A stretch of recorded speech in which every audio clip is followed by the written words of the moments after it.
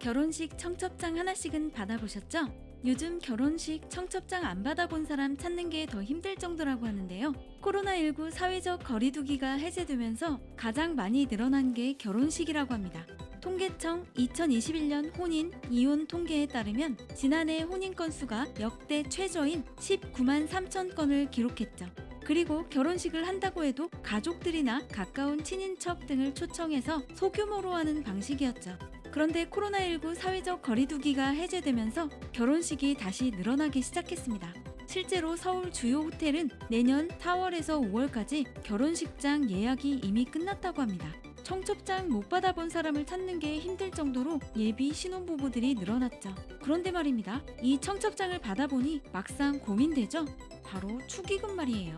코로나19 이전까지 결혼식 축의금에는 3만 원도 있었는데 이제는 3만 원이 거의 사라졌죠.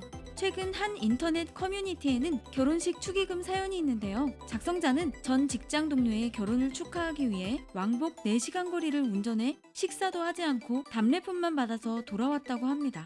그런데 나중에 다른 동료에게 결혼한 지인이 결혼식 축의금으로 5만 원을 낸 것에 대해 실망했다는 말을 들어 당혹스러웠다는 분위기입니다.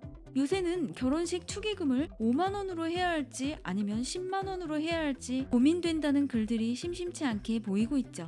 도대체 얼마나 해야 할지 고민이 된다는 건데요. 한 결혼정보업체의 설문조사에 따르면 적정 축의금 액수가 평균 7만 9천 원으로 조사됐는데요. 5만 원이 48%, 10만 원이 40%였죠. 즉 5만 원과 10만 원 사이에 고민이 깊다는 걸 의미합니다. 물론 그렇다고 7만 원이나 8만 원으로 하기도 애매한 노릇이죠. 왜냐하면 7만 원이나 8만 원으로 할 경우 상대방은 나를 10만 원도 안 되는 인간으로 생각하나 보다 라면서 오히려 더 섭섭함을 느낄 수 있기 때문이죠.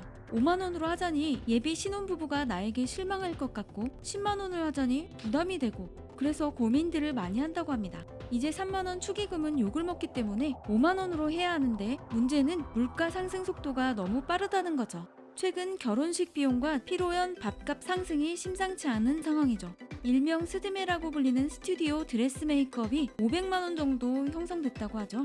코로나 이전까지만 해도 200~300만 원대였는데 말이죠. 최근 500만 원도 곧 상승할 거라는 얘기가 나오고 있습니다. 피로연 밥값 역시 5만 원 넘는 게 다반사죠. 그래서 신혼부부 입장에서 하객들에게 축의금으로 5만 원 받으면 적자를 면치 못한다고 하네요. 그래서 전 동료 직원이 사연자가 축의금으로 5만 원을 낸 것에 대해 섭섭하다고 말한 이유가 있죠. 그렇다고 하객 입장에서는 해당 결혼식만 가는 것이 아니라 한 달에 최소 한 번에서 여러 차례 가야 한다면 결혼식 축의금은 부담될 수밖에 없는데요. 예를 들어 한 달에 결혼식 3번을 10만 원씩 낸다고 하면 30만 원이 됩니다. 물가는 모두 올랐는데 월급만 그대로인 상황에 축의금으로 30만 원이 나간다면 상당히 부담될 수밖에 없죠. 그래서 5만 원과 10만 원 사이에 고민이 깊어질 수밖에 없는데요. 그러다 보니 유튜브나 블로그 등에서는 결혼식 축의금에 대한 정리가 많이 있죠. 결혼식 축의금 액수의 기준은 결혼식 이후의 관계에 따라 달라진다고 봅니다.